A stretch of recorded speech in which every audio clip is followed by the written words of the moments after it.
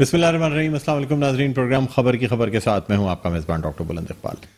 नाज़रीन, आज प्रोग्राम में सबसे पहले हम बात करना चाहेंगे मुल्क में जो सियासी गर्मा गर्मी है, जो गहमा गहमी नज़र आ रही है, और इस सियासी गहमा गहमी के तनाजुर में जिस तरह से PDM ने कल ऐलान किया कि न सिर्फ 23 मार्च को जलसा किया जाएगा बल्कि उसके बाद 4 दिन धरना भी दिया जाएगा और फैसला किया जाएगा कि 27 को जो है वो लॉन्ग मार्च कैसे निकाला जाए, किस तरह उस पर शिरकत की जाए, और 28 को जो तहरीक अदम एतमाद की गिनती होने जा रही है उसमें किस तरीके से पार्टिसिपेट किया जाए। इसके अलावा नाज़रीन, मुत्तहिदा कौमी मूवमेंट पाकिस्तान की मुलाकातों का सिलसिला जारी है। पै दर पे ये मुलाकातें हो रही हैं। एक तरफ हुकूमती जमात के नुमाइंदों से मुलाकात होती है तो दूसरी जानिब अपोजिशन की किसी न किसी पार्टी से मुलाकात करते हैं।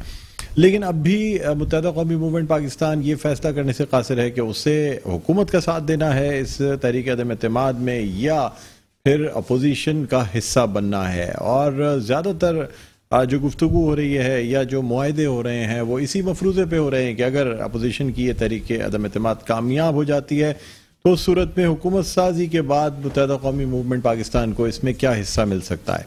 दूसरी जानिब मुस्लिम लीग काफ की बात करें तो काफ लीग की जानिब से भी मुख्तलिफ मुतालबे किए गए हैं जिसे मान भी लिया गया है। जिस तरीके से सबसे अहम मुतालबा जो कि चीफ मिनिस्टर पंजाब के हवाले से था, तो हालांकि इसकी तरदीद भी की गई काफ लीग की जानिब से, ये कहा गया कि उन्होंने बिल्कुल इस बात का मुतालबा नहीं किया है। लेकिन फिर भी नाज़रीन, जो ज़राए के हवाले से ख़बरें हैं वो ये हैं कि शहबाज शरीफ ने जो है वो इस बात की मंजूरी दे दी है कि इस तहरीक अदम एतमाद की कामयाब होने की सूरत में या पंजाब असम्बली में तहरीक अदम एतमाद कामयाब होने की सूरत में जो चीफ मिनिस्टर होगा वो काफ लीग से होगा, यानी परवेज़ इलाही का नाम भी नामजद कर दिया गया है। बहरहाल नाज़रीन, इसी हवाले से हम बात करेंगे।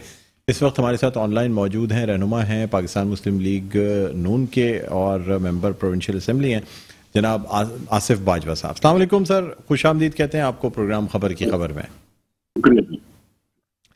बहुत शुक्रिया जी, थैंक यू जी। आसिफ साहब, मुझे बताइएगा सर कि जो अपोजिशन ने ऐलान किया है 23 मार्च को जलसा और फिर 27 को भी वो ये कह रहे हैं कि अगर जलसे की इजाज़त डी चौक पे जलसे की इजाज़त जो है ना यानी वो दी जा रही है तो फिर हम भी 27 को जलसा कर सकते हैं और हम भी देखेंगे कि हुकूमती जलसे में लोग किस तरीके से आते हैं। सर, एक तसादुम की सूरत हाल पैदा होती नज़र आ रही है जो कि अब ये तनाव जो है बढ़ता जा रहा है, क्या कहेंगे सर आप?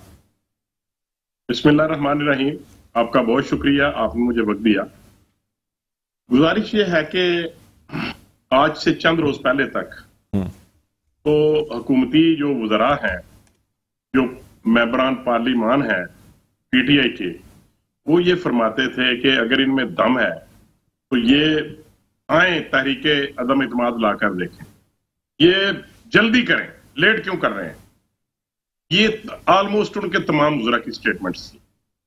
उसके बाद शेख रशीद साहब ललकारते रहे, चिंगारते रहे और गीदड़ बबकियां देते रहे कि आए, ये इनमें तो खुद तकसीम का शिकार है ये अपोजिशन वाले, ये कैसे अदम इत्माद ला सकेंगे, अगर इनमें जुर्रत है तो आए। और इनको अब छोड़ देते हैं। अब आ जाते हैं प्राइम मिनिस्टर की तरफ। उन्होंने एक जलसा आम में ये कहा कि मैं अल्लाह ताला से दुआ मांगता रहा और अल्लाह ताला ने मेरी सुन ली कि ये अदम इत्माद लाए और मैं इनको क्रश कर दूं, मैं देख लूं इनको। तो अब बात यह है कि क्या अपोजिशन पार्टीज का प्राइम मिनिस्टर के खिलाफ वोट फॉर नो कॉन्फिडेंस की मोशन लाना क्या कॉन्स्टिट्यूशन के खिलाफ है? क्या इखलाकी तकादों के खिलाफ है? क्या रवायात के खिलाफ है? कतई नहीं।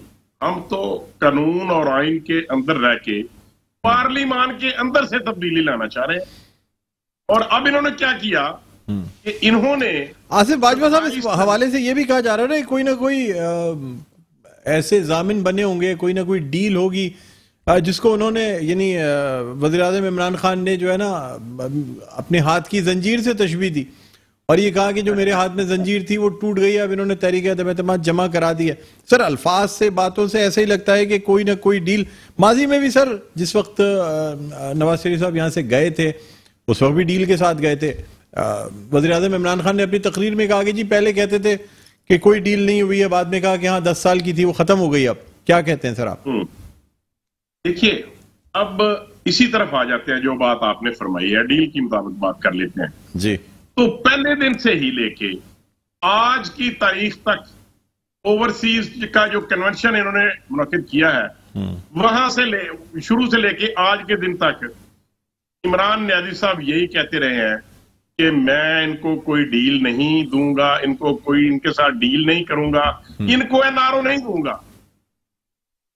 अगर अब ये इसी बात को डील का नतीजा करार देते हैं या जंजीर की बात को डील की बात करते हैं या एनआरओ की बात करते हैं, तो फिर अगर आप प्राइम मिनिस्टर के कॉलोफेल में इतना तजाद पाएंगे, जिस तरह के इनके कॉलोफेल में तजाद पाया जाता है, और ये खुद कहते हैं कि कोई ये लीडर की क्वालिटी होती है कि वो यूटर ले रहे और उसके कॉल और फेल में तजाद पाया जाए, हालांकि ये बिल्कुल इखलाकी, शरई, इस्लामी और आईनी कानूनी तकादों के बरक्स बात है कि एक प्राइम मिनिस्टर लेवल का, सो कॉल्ड प्राइम मिनिस्टर के लेवल का आदमी, जिसको हम इलेक्टेड नहीं सिलेक्टेड कहते हैं, बहरहाल वो प्राइम मिनिस्टर तो है, तो अगर वो इस तरह की बातें करते हैं स्टेज पे,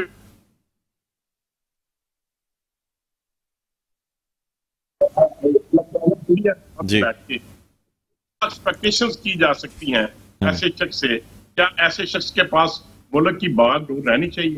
क्या वो शख्स इस बात का अहल है कि वो इस मुल्क को खा सके? हालांकि उनके अपने किरदार से 3.5 साल की जो कारकर्दगी है उससे ये जाहिर हो रहा है, बल्कि ये साबित हो चुका है कि ना सिर्फ अकेले इमरान नियाज़ी साहब नाअहल और नालायक हैं, बल्कि ये नाअहलों और नालायकों का टोला है। ये किसी भी लिहाज से गवर्नमेंट के किसी भी शोबे में ये कारकर्दगी नहीं दिखा सके।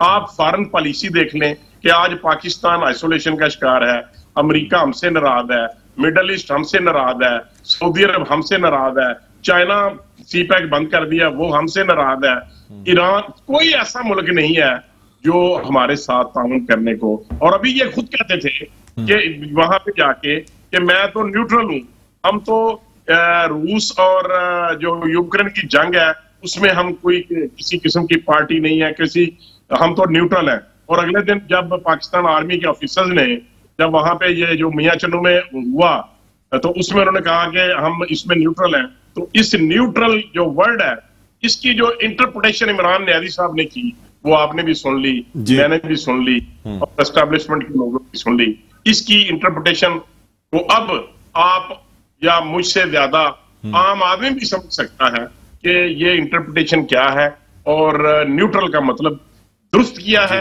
या गलत कहा है इमरान ने। अच्छा आसिफ बाजवा साहब, मुझे बताइएगा सर कि ये जब पाकिस्तान पीपल्स पार्टी ने अपना अवामी मार्च शुरू किया, उस वक्त भी आपकी क़यादत ये कहती थी कि हमारी गिनती पूरी है, चाहे पाकिस्तान पीपल्स पार्टी साथ ना भी दे तब भी गिनती पूरी। अब ये बात लोग समझने से कासिर हैं कि गिनती कैसे पूरी है? जो फॉरवर्ड ब्लॉक है, ये जो तरीन ग्रुप है, उसको आपने अपने साथ शामिल समझते हैं, आप उसको काफली को अपने साथ शामिल समझते हैं। सर किस तरह गिनती पूरी है? क्या इन इत्तेहादियों के मिले बगैर आपकी गिनती पूरी है? क्या बागियों के मिले बगैर आपकी गिनती पूरी है? क्या तरीन ग्रुप के मिले बगैर आपकी गिनती पूरी है? सर किस तरह गिनती पूरी है, ये जरा बता दीजिएगा। मैं आपको बड़ी शॉर्ट सी बात अर्ज करने लगा।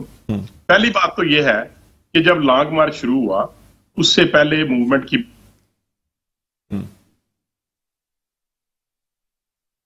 नहीं है जी। पाकिस्तान जमीयत उलमा इस्लाम के बगैर हमारी गिनती पूरी नहीं है। हमारी गिनती पूरी है जो गवर्नमेंट कहती है कि ये हमारे इत्तेहादी हैं, हम समझते हैं कि उनके बगैर हमारी गिनती पूरी है। इसकी छोटी सी मिसाल देना चाहता हूं। यानी सर इत्तेहादी का मतलब है आपका कि मुत्तहिदा कौमी मूवमेंट और काफ लीग और बीएपी के बगैर आपकी इन 17 लोगों के बगैर आपकी गिनती पूरी है? मुझे मौका दीजिए। मैं कतन किसी भी लिहाज से कोई ऐसी बात नहीं कर सकता, ना मैं ये करनी चाहता हूं कि हमारी इत्तेहादियों के बगैर गिनती पूरी है। ये इस बात को मैं नहीं कर सकता। मैं आपको छोटी बात समझाना चाहता हूं। देखिए, पंजाब में हमने वोट फॉर नो कॉन्फिडेंस की जो तहरीक है वो शुरू नहीं की, और वहां पर पाकिस्तान तहरीके इंसाफ के अंदर से जो एक लावा पक रहा था उस्मान बुज़दार और इमरान न्याजी साहब की सिलेक्शन के खिलाफ, वो आपने देख लिया अलीम खान ग्रुप की सूरत में और मुजफ्फराबाद शीना ग्रुप की सूरत में और जहांगीर खान तरीन साहब की सूरत में, और भी इसके अलावा भी कुछ लोग हैं वो सामने आ गए जिन्होंने कहा कि हम किसी सूरत इस गवर्नमेंट के साथ नहीं चल सकते। अब आप मैं अर्ज करता हूं कि आप कहते हैं कि आपकी गिनती कैसे पूरी है। हमारी गिनती इस तरीके से पूरी है कि इमरान ने कभी कभी क्या इलेक्टेड गवर्नमेंट ने, जो प्रेजेंट गवर्नमेंट हो, जिसका अपना प्राइम मिनिस्टर हो, जिसकी कैबिनेट अपनी पूरी हो, जिसकी पार्लिमान में अक्सरियत हो, वो पार्लिमान को छोड़ के जो एक डी चौक है जो एहतजाज के लिए अब मशहूर हो गया हुआ है कि अपोजिशन पार्टी यहाँ पे एहतजाज करते हैं गवर्नमेंट के खिलाफ, वहां पे वो धरना देने जा रहे हैं 10 लाख बंदे। और आज फवाद चौधरी साहब ने ये खुद फरमाया है, मैंने खुद सुना है नेशनल टीवी पे, उन्होंने कहा कि किस माई के लाल में जुर्रत है कि वो 10 लाख के मजमे से अंदर जाके वोट कास्ट करे।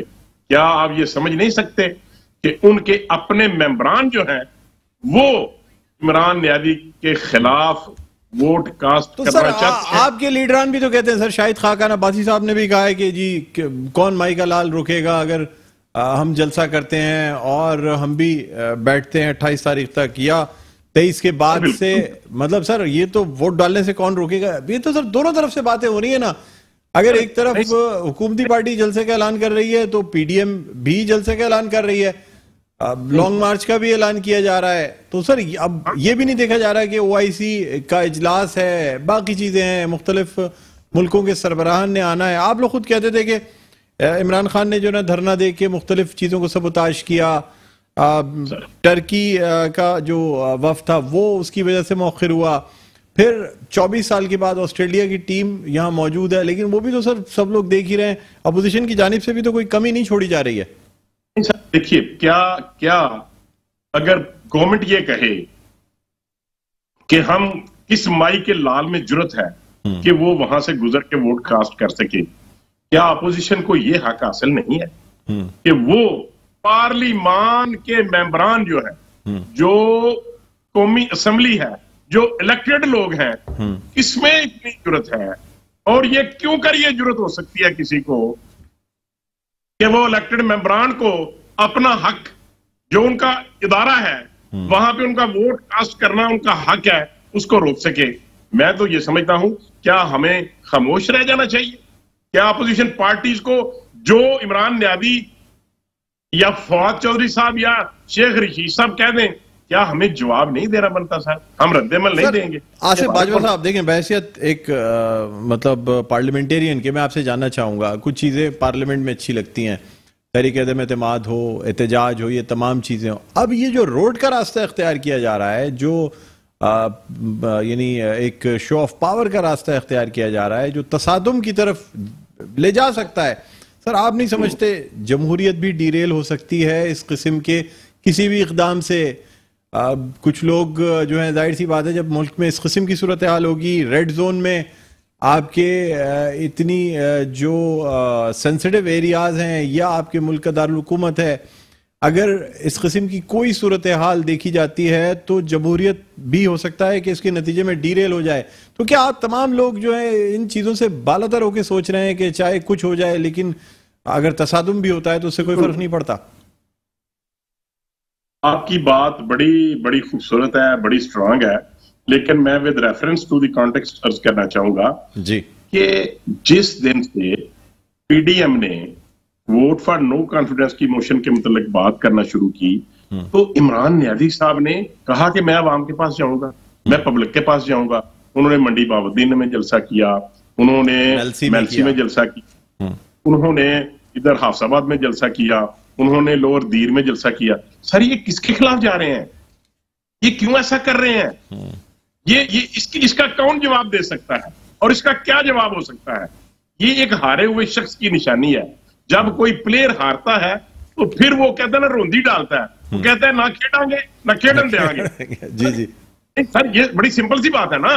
तो हमारा बीइंग अपोजिशन पार्टी हम तो कह सकते हैं कि हम देखे ना, पाकिस्तान पीपल्स पार्टी ने एक तारीखी लॉन्ग मार्च किया। उन्होंने कहा कि हम महंगाई के खिलाफ जा रहे हैं, हम बेरोजगारी के खिलाफ जा रहे हैं, हम इनकी जो एडमिनिस्ट्रेशन है उसके खिलाफ जा रहे हैं, हम इनकी जो पॉलिसीज है उनके खिलाफ। तो ये जो जलसे कर रहे हैं हुकूमत के होते हुए भी, मुतलका डीसी, कमिश्नर, डीपीओ, और जब हम करते थे तो कहते ये पटवारियों के जलसे हैं, अब ये पटवारियों के अब्बा जी के जलसे हैं। सर लेकिन ये जलसे हैं सर आपकी बात बजा सर मैं आपसे ही जानना चाहूंगा, क्या इस वक्त नून लीग जो है वो इस कदर डेस्परेट है इमरान खान को हटाने में कि वो इसके लिए अपनी तमाम चीजों को ऑफर कर सकते हैं कि 5 सीटों वाली पार्टी को वो चीफ मिनिस्टर उसका बना सकते हैं, वो हर तरीके से तमाम चीजें मानने के लिए तैयार हैं? सर इमरान खान हो या हुकूमती वुज़रा हो या नाक़िदीन हो, वो ये कहते हैं कि जी इस वक्त सिर्फ मसला ये है कि किसी भी तरह से इमरान खान की गवर्नमेंट को डीरेल करना है ताकि एहतसाब का अमल रुक सके। इसके अलावा इस अपोजिशन का और कोई नज़्बुल ऐन नहीं है, चाहे उसके लिए अपनी तमाम बेनिफिट्स इनको कुर्बान करने पड़ जाएं और ऑफर करने पड़ जाएं इत्तेहादियों को, लेकिन फिर भी ये किसी भी तरह ये कोशिश करेंगे। हमने ना 5 आदमियों की बात की, ना 10 आदमियों की बात की, बात तो की शेख रशीद साहब ने, जो एक शख्स है और एक सीट के बलबूते पे इतना ब्लैकमेल किया उस शख्स ने इमरान नियाज़ी साहब को कि उसने 2-3 वज़ारतें अपनी मर्जी से बदल डाली और बदलवा ली। ये इट इज कॉल्ड ब्लैकमेल। ठीक है जी। अब सर अगर आप हमें कहते हैं ना कि हम ब्लैकमेलिंग की तरफ जा रहे हैं या हम डेस्परेट हैं, कतई तौर पे हम डेस्परेशन की बात नहीं करते, हम डेस्परेट नहीं है, ना हम हमारे मादी गवाह है। हम बात यह है कि डेस्परेशन की कोई जरूरत नहीं है। हम तो जो भी बात करना चाहते हैं, जो भी काम करना चाहते हैं, वो अकॉर्डिंग टू द कॉन्स्टिट्यूशन हम पार्लियामान के अंदर करना चाहते हैं और पार्लियामान से बाहर हमने कोई ऐसी बात नहीं की। अच्छा सर मुझे ये बताते हैं, चले अगर तहरीक एतमाद पास हो जाती है, आप वजीर आज़म का उम्मीदवार आपका होगा या सदर का उम्मीदवार आपका होगा? देखिए बिल्कुल ये क्वेश्चन आपको करना भी चाहिए था और बहुत ज्यादा लोगों ने ये किया भी है, लेकिन मैं बड़े अदब से ये गुजारिश करूंगा कि ऐसी बातें जो है ना, ये डिसाइड हुआ है कि ऐसी बातें अभी सीक्रेसी में है, अभी सीक्रेट हैं, अभी हम इन बातों को ओपन नहीं कर सकते। जब अदम एतमाद कामयाब होगी और इंशाअल्लाह अल्लाह ताला के फजल करम से होगी तो फिर इंशाअल्लाह ये जो अपोजिशन पार्टीज का ये जो पीडीएम है, इसी में से ही जिसको इख्तलाफ के बगैर सर, लेकिन चीजें तो पब्लिक हो रही है ना सर। पंजाब का सीएम आपने नामजद किया, यानी शहबाज शरीफ साहब ने, वो भी खबरें बाहर आई। सदर के हवाले से, ओहदे के हवाले से कहा जा रहा है शायद आसिफ अली जरदारी साहब को फिर सदर की कुर्सी जो है वो ऑफर की जाए, और इसी तरह वजीर आजम के लिए भी मुख्तलिफ नाम जो है वो गर्दिश कर रहे हैं। लेकिन मतलब इस वक्त जो शायद खाकान अब्बासी साहब की जो मैंने स्टेटमेंट सुने, वो तो कहते हैं यार इस वक्त किसी को भी हुकूमत हासिल करना या हुकूमत की कुर्सी पे बैठना बहुत बड़ी हिमाकत होगी। मुल्क इस वक्त जिन हालात से गुजर रहा है, इस वक्त कोई इसको सुधार नहीं सकता। जो इस वक्त मईशत के हालात हैं, इसमें तो कोई ऐसा शख्स हुकूमत लेगा जिसको कि समझ ना हो, वरना इस वक्त टाइम नहीं है हुकूमत लेने का। अगर आपको याद हो मियां नवाज शरीफ साहब का स्टैंड क्या है और मियां शहबाज शरीफ साहब का स्टैंड क्या है और पाकिस्तान मुस्लिम लीग नून क्या चाहती है, इस बात पे काफी देर तक पीडीएम के अंदर भी इख्तलाफ राय रहा है। पीएमएलएन की गुजारिश यही रही है पहले दिन से ही कि हम नई गवर्नमेंट नहीं बनाना चाहते, जी जी, तो नए एक्शन की तरफ जाना चाहते हैं। और दूसरी बात यानी आप पाकिस्तान तहरीक इंसाफ के किसी मेंबर को चाहते हैं कि वही वजीर आजम हो जाए, तो आप उससे भी जो है ना वो आप लोग मुतमईन हो जाएंगे कि ठीक है, चाहे नई गवर्नमेंट ना बनने का तो मतलब यही हुआ ना कि सर जमात यही रहेगी, -1 फॉर्मूला भी हो जाए तो आप लोग। ये बात नहीं है। जब अगर तरीके तुम्हें तुम्हारा कामयाब होगी तो फिर पीटीए का तो सर तो फिर तो नई हुकूमत ही बनेगी ना सर। वो वुज़रा वो तो नहीं रह सकते, काबीना भी नहीं आएगी ना सर।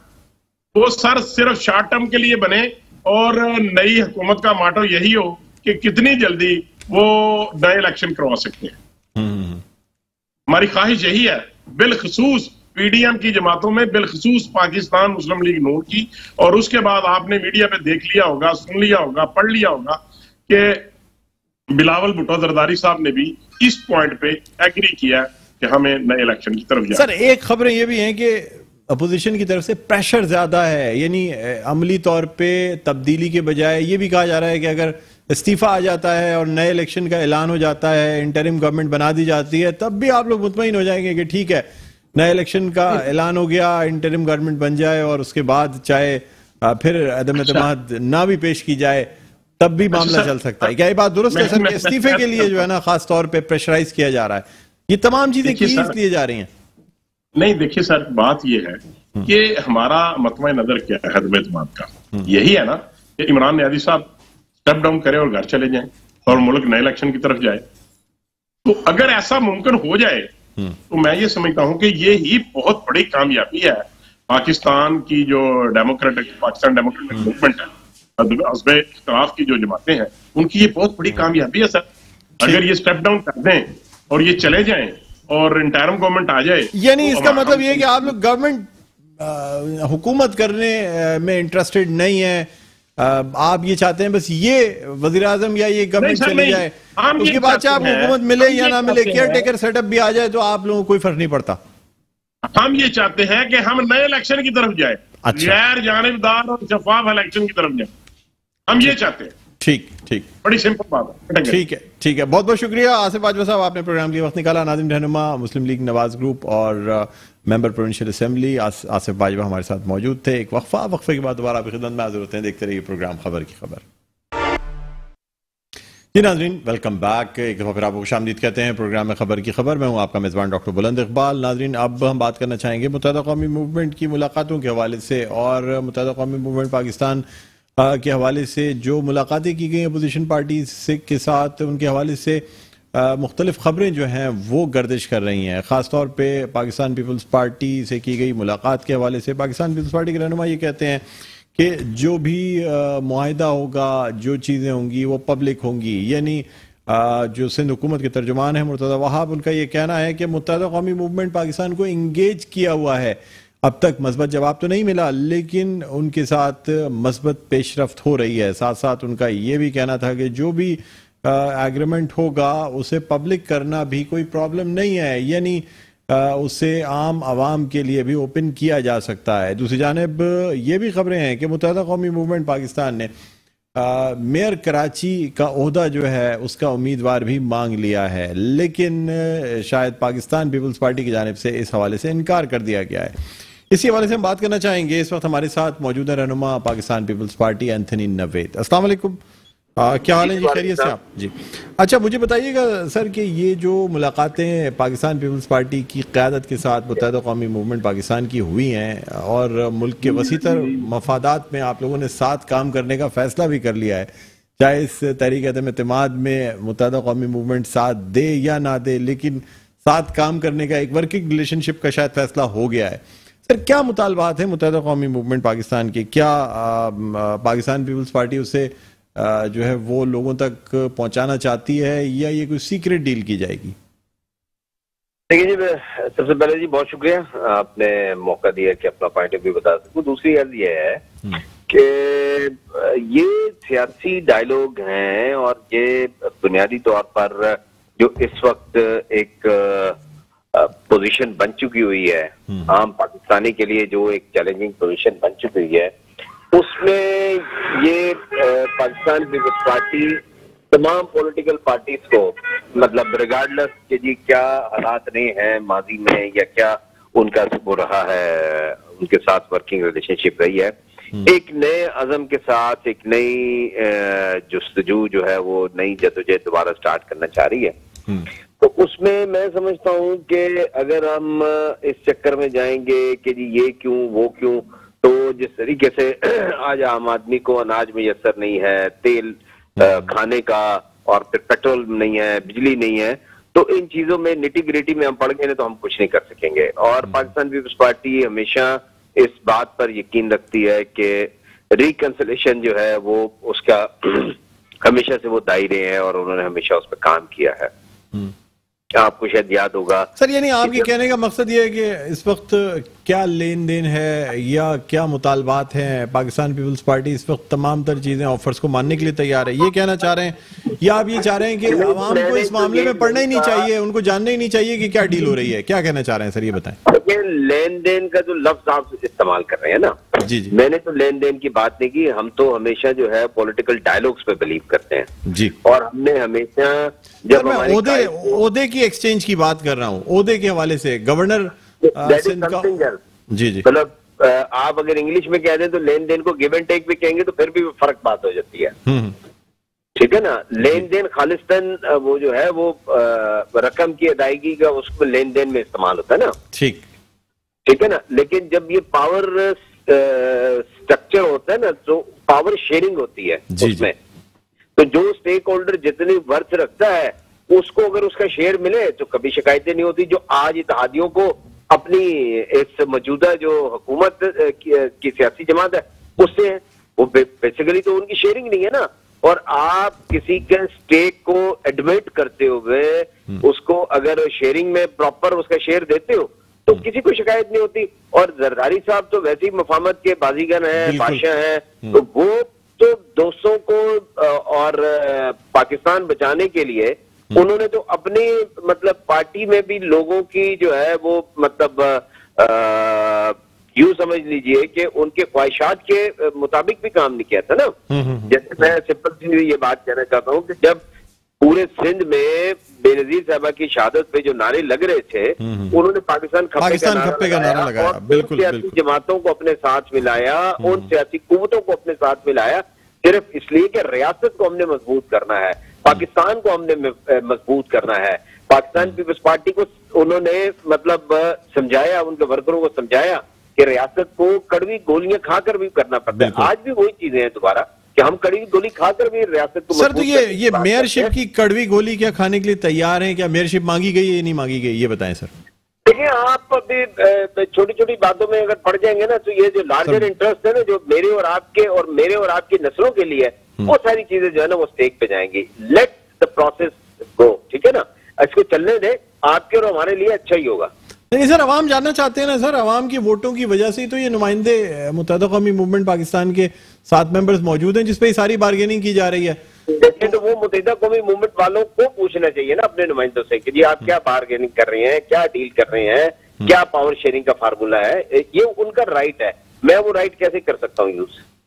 तो सर अभी तक मुत्तहिदा कौमी मूवमेंट पाकिस्तान की जानिब से मस्बत जवाब तो नहीं आया है ना, अभी भी बात ये की जा रही है कि जी मुल्क के मफाद में जो कुछ होगा वो किया जाएगा। अच्छी बात है ना, देखेंगे अच्छी बात है, ये उजरत में फैसले नहीं होने चाहिए। उजरत में फैसला किया था, 3 साल रगड़ा खा लिया पूरी कौम ने, वो करें, वो मशवरा करें, बार बार करें, 10 दफा करें, अपने दोस्तों के साथ करें, ये करनी चाहिए, ये तो अच्छी बात है। सर अगर मुत्तहिदा कौमी मूवमेंट आपका साथ नहीं देती, पाकिस्तान पीपल्स पार्टी का या अपोजिशन जमातों का, और वो हुकूमत का साथ देने का फैसला करते हैं, तो तब भी क्या जो वर्किंग रिलेशनशिप बनाने की बात की जा रही है वो जारी रखा जाएगा, या फिर ये तमाम चीजें जो हैं ये मुंसलिक हैं तहरीक अदम एतमाद में साथ देने के हवाले से? लाजिम व मलजूम है, मुत्तहिदा कौमी मूवमेंट साथ देगी तो फवायद हासिल होंगे, नहीं साथ देगी तो फिर कोई फवायद हासिल नहीं होंगे, क्या ये बात दुरुस्त है? देखिए जी, हम तो देने वाले हैं, ये तो लेने वाले का जो है वो फैसला होगा ना। इस वक्त तो सिंध हुकूमत पाकिस्तान पीपल्स पार्टी की है ना। अगर मुत्तहिदा कौमी मूवमेंट जो है वो एक ऐसे प्रोसेस में, एक ऐसे अमल में अगर पाकिस्तान पीपल्स पार्टी का, मुस्लिम लीग नून का, जमीयत उलमा इस्लाम का जो मुत्तहिदा ऑपोजिशन है उसका पार्ट बनकर अगर आती है इस मुल्क को इस गर्दाब से निकालने के लिए, इस दलदल से निकालने के लिए, इस अंधेरों में जो डूबी हुई कौम है इसको बाहर निकालने के लिए अगर वो इस जदोजहद में इन सियासी जमातों का साथ जब देगी तो ऑब्वियसली वो नया जो सेटअप बनेगा, जो नई हुकूमत बनेगी, उसमें भी तो वो फिर पावर शेयरिंग में आएगी ना, तो उसके ज़ाहिर असरात कहीं ना कहीं सिंध में भी तो नजर आएंगे, उसका फल कहीं सिंध में भी तो नजर आएगा ना इनको। सर अगर तो सर तहरीक अदम एतमाद नहीं कामयाब होती मुत्तहिदा कौमी मूवमेंट पाकिस्तान का साथ देने के बावजूद भी, तब फिर सर क्या सिंध हुकूमत में शराकतदारी मिल जाएगी मुत्तहिदा कौमी मूवमेंट पाकिस्तान को? क्योंकि वफाकी हुकूमत का फिर हिस्सा तो नहीं रह सकती अगर आपके साथ खड़ी होती है तो। सर देखें, हम अपनी सियासी तकरीबात में जी और मुख्तलिफ जो हमारी जो पॉलिटिकल एक्टिविटीज होती हैं उसमें कुछ 2-3 नारे लगते हैं जो दुनिया ने सुना है जी कि खतरों का खिलाड़ी जरदारी। अगली बारी फिर जरदारी, ये भी नारा लगता है। ये आपने लगाया, मैं तो लगाना भी नहीं चाह रहा, मैं तो आपको सिर्फ एक बात बताई थी। सर आपने नारों की बात की तो मैंने कहा मैं जो सबसे ज्यादा लगता है वो नारा भी आपको बता दूं। अगली बारी, और फिर मतलब he is man of commitment. Sir वो सदर के हवाले से कह रहे हैं शायद अगली बारी फिर जरदारी। सर कोई भी हवाला कह लीजिए ना जिसको आपने मतलब बाहर करने की कोशिश की। अब ये बारी तो आ चुकी है ना जी। हाँ। आज भी अगर कोई सबसे संजीदा तजर्बाकार जिनको कहा जा रहा है, समझा जा रहा है और जिन पे इस मुल्क के अवाम की नजरें हैं, उस शख्सियत का नाम तो जरदारी है ना जी। तो लोग देख रहे हैं, तो बारी तो आ चुकी हुई है ना। लेकिन सर अभी तो फैसला आगे होना है ना, ये तो तमाम चीजें मुनसर हैं कि अब आगे जो 1 हफ्ता या 1.5 हफ्ता जो है बड़ा अहम है। अब सर आप भी समझते कि तरीका एतमाद की में जितनी ताखीर होती जा रही है हुकूमत को संभलने का मौका मिल रहा है। जी मेरे मोहतरम भाई, अर्ज ये है कि इस मुल्क में एक बहुत बड़ा डिक्टेटर आया था जिसके लिए बड़े अजीब सा लफ्ज इस्तेमाल होता था। जब उसने घर में सुना ना वो लफ्ज, उसने जरूरी जाना कि मैं छोड़ के इस मुल्क को छोड़ के चला जाऊं। आप समझ गए होंगे मैं क्या कहना चाह रहा हूं। जी बिल्कुल, ठीक है ना। अब इस साहब के लिए जो ये फरमाया करते थे कि 50 आदमी भी मुझे गो इमरान गो का नारा लगाते हुए इस मुल्क में नजर आ गए ना, तो मैं ये छोड़ दूंगा, सीट छोड़ दूंगा। सर वो सियासत में बातें तो की जाती है ना सर। आज जिस काफ लीग के साथ आप लोग बैठते हैं या जो बातें होती हैं सर, इस काफ लीग को जिस नाम से जरदारी साहब बुलाते थे वो भी आपको याद होगा। ये शायद बात मैंने शुरू में कर दी है, आपने शायद मेरी बात पर तवज्जो नहीं दी जी कि जब इस रियासत को मजबूत करने की जरूरत थी तो उस वक्त जब पाकिस्तान खपे का नारा लगाया था तो रियासत को मजबूत करने के लिए तमाम सियासी जमातों के साथ पाकिस्तान पीपल्स पार्टी ने हाथ मिलाया था। ये तो मैं आपसे ऑलरेडी कह चुका हूँ जी। दूसरी मैं अर्ज आपसे ये कहना चाहता हूँ कि ये जो सबसे फरिश्ता सिर्फ वजीर आजम है, ये भी कभी काफ लीग के जो स्पीकर इस वक्त पंजाब असेंबली है उनको पंजाब के सबसे बड़े डाकू कहा करते थे। ये जो इस मुल्क के वजीर दाखिला है इसको चपड़ासी कहा करते थे कि मैं इसको तो चपड़ासी भी ना रखूं। ये छोड़ दें, ये बहस बहुत लंबी हो जाएगी। सर सियासत में होता है सर ये, मतलब सियासी बयान होते हैं और जाहिर सी बात है वक्त पड़ने पर सियासी जमातों को साथ मिलाना पड़ता है। 88 या 89 का हाल देखें तो आप सोच नहीं सकते थे कि मुत्तहिदा कौमी मूवमेंट पाकिस्तान के साथ आप इतना लंबा कोलिशन करेंगे। अब बीच का अरसा गुजर जाने के बाद 2013 के बाद से यानी 2018 के बाद से फिर दोबारा मुत्तहिदा कौमी मूवमेंट के साथ सर ये चीजें सियासत में तो चलती हैं एंथनी साहब, ये तो कोई नई बात नहीं है। चलो फिर नई बात कर लेते हैं। नई बात आप बताइए क्या करें। सर अब मुझे ये बताएं कि नंबर गेम जो है जिसके हवाले से बस लास्ट क्वेश्चन आपसे कर रहा हूँ। मुत्तहिदा कौमी मूवमेंट पाकिस्तान भी क्या या जो इत्तेहादी जमातें वो चाहती हैं कि अगर कंफर्म तौर पे आपके पास नंबर पूरे हैं तो तभी आपका साथ दिया जाए, ये ना हो कि इत्तेहादी जमातें आपका साथ दें भी और कामयाब भी ना हो पाए और उसके बाद हुकूमत का भी हिस्सा ना रहे। क्या ये बात दुरुस्त है? अल्लाह के घर से खैर की उम्मीद रखनी चाहिए ना, इस बात को तो आप मानते हैं ना। जी बिल्कुल बिल्कुल। तो वो भी खैर की उम्मीद रख के ही अपनी जो इत्तेहादी ग्रुप्स है ना उनसे मशवरा कर रहे हैं और इस खैर के लिए अगर कोई थोड़ी बहुत मुश्किल आएगी भी ना तो मेरा ख्याल है कि ये इत्तेहादी जो ग्रुप्स है ना अब उनकी बस हो चुकी हुई है। ठीक है। बहुत बहुत शुक्रिया एंथनी नवेद साहब, आपने प्रोग्राम के वक्त निकाला। नाज़रीन रहनुमा पाकिस्तान पीपल्स पार्टी एंथनी नवेद हमारे साथ ऑनलाइन मौजूद थे। प्रोग्राम का वक्त अपने ख्ताम पर पहुंचता है, मुझे बुलंद इकबाल को इजाजत दीजिए। अपना बहुत ख्याल रखिएगा। अल्लाह हाफ़िज़।